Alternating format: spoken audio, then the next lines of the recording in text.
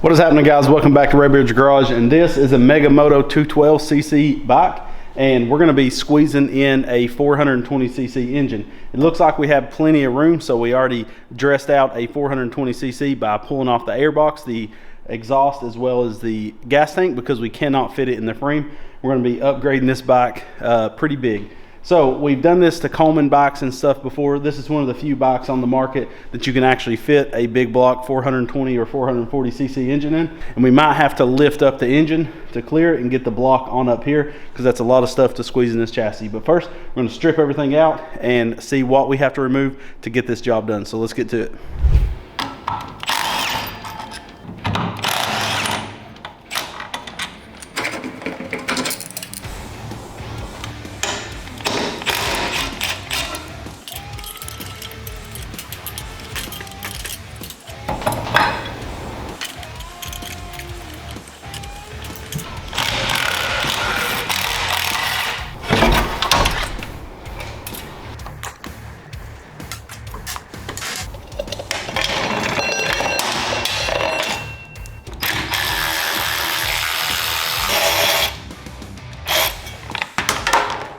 So everything's stripped out of the chassis, and you can see that there's no way we could clear a bigger pulley on this. Now this does come with a 30 series CVT, and that would never hold the power of a big block. So we can either do a 40 series or we could jump up to the 780, and it's pretty good size. So either way, we're gonna have to cut off this jack shaft, and later we will be making a swing arm. We've done this before on this exact bike. We made a swing arm for it, but we're not gonna do that right now. We're just trying to get the engine on it and running as just a non-suspension. Well, it's suspension in front, no suspension in the rear. So I'm gonna take a Sawzall for now, because we will be removing this entire engine plate. I'm gonna cut this completely off just as flush as I can.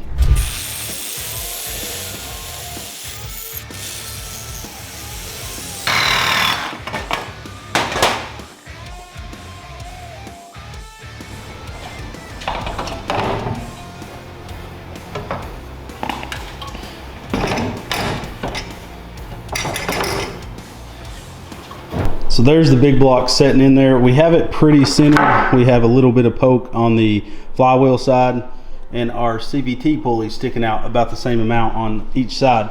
So we're definitely going to have to lift up the engine, because whether we go with a 780 or a 40 series, we're going to have to get this engine as high up as possible, which we don't have much room at all. So we need this throttle assembly to almost be touching this to clear the pulley. And I don't think we're going to be able to fit the 780 setup on here, which is what I'd really like to do. A 40 series will handle a big block as long as you run the rear pulley inboard. So you got to make sure you have the right spring set up and run it inward like that, and that'll also give you more leg clearance. But even this 40 series will not clear the frame the way it sets. This is even worse, because it's about an inch or 2 inch larger pulley than that one. So I do think we're going to have to go with the 40 series. So in the meantime, I'm going to pull this off, slap on a 40 series for now, and then I think first we need to mock up the jack shaft.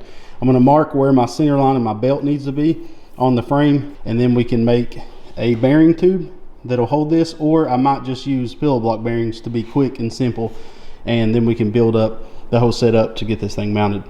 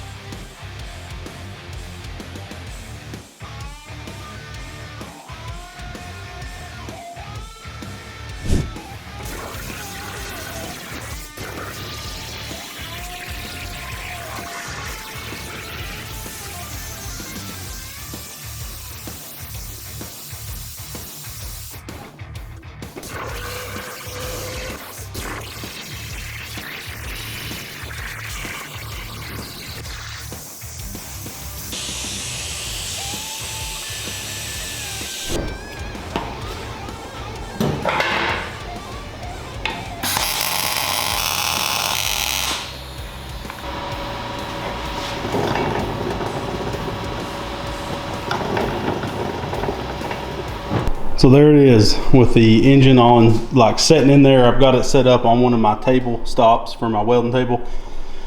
This is a roundabouts where it'll be. Now I measured a Go Power Sports jackshaft plate, this right here, and it seems 8 inches from center to center to use the original belts because these belts are cheap and I have a ton of them left over from when we used to use those kits. So I'm going to keep an 8-inch center to center. But this is what's going to be the tricky part. This son of a gun is a tight fit. I mean, there's plenty of space around the head. I got the spark plug wire off because the factory one has that big lip on it. I'm going to have to put one of my MSD style ones. And then this isn't touching, but with any movement, the hot for the starter solenoid will touch. So you can actually unmount the starter solenoid from the starter and we can mount it up here somewheres. But I think this is going to work. Now I got to come up with how I'm going to mount this engine. That original engine plate is only 1/8 inch, so I don't really want to trust it. There's a lot of flex that can happen in these engines. So we will have to beef up several things, but all in all, she squeezes in there, but it's extremely hard doing so if I would have did a jackshaft plate from Go Power Sports on this, we wouldn't have had all this issue. But with this way, we're guaranteed to have as little belt wear as possible and belt slippage for maximum performance. So that's why we did that. And we do have a 22 RPM stall set up in this pulley so we can launch it a little harder.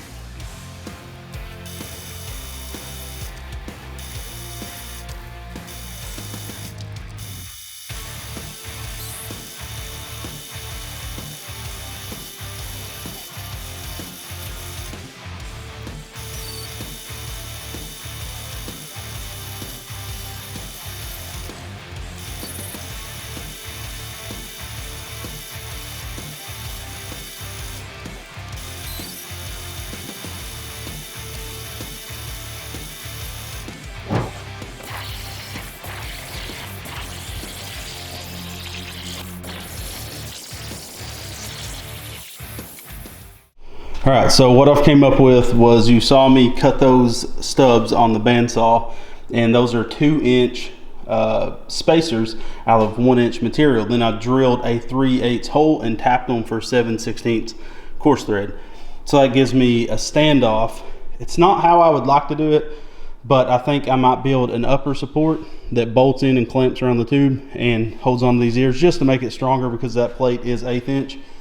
And when you start really making some power out of a big block, you can flex 1/8 inch pretty easy. And I'm going to gusset that plate on the bottom side. But you can see our belt's super loose and we're almost out of movement in that front arm. So you just saw me cut these out. Very simple little design. It's just a 1-inch hole and just a 3-inch length spacer. So what I'm going to do is get those 2 front spacers off, and I'm going to slide these and weld them to them so I can lay these on the plate and extend it out to where I need it. So I did have to cut a few things off the actual engine.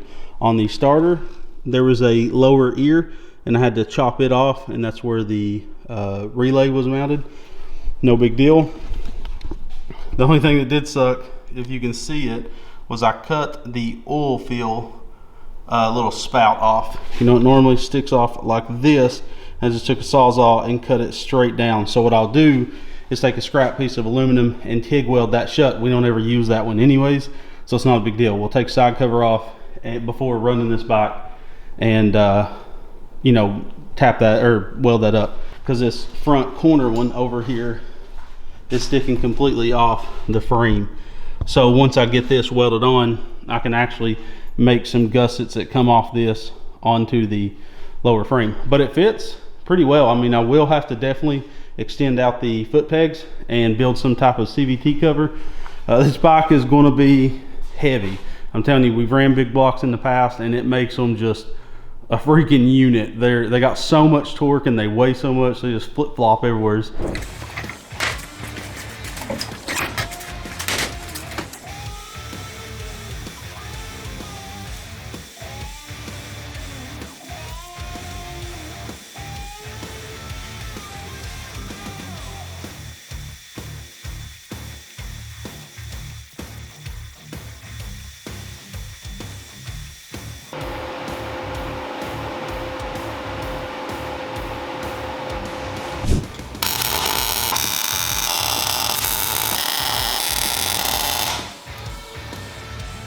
Since we're using a Duramax 420cc engine on this bike, the exhaust flange is on an angle and actually bigger than a Predator. So I need to pull the gasket off and measure it out to design a new one to cut out so we can build the exhaust.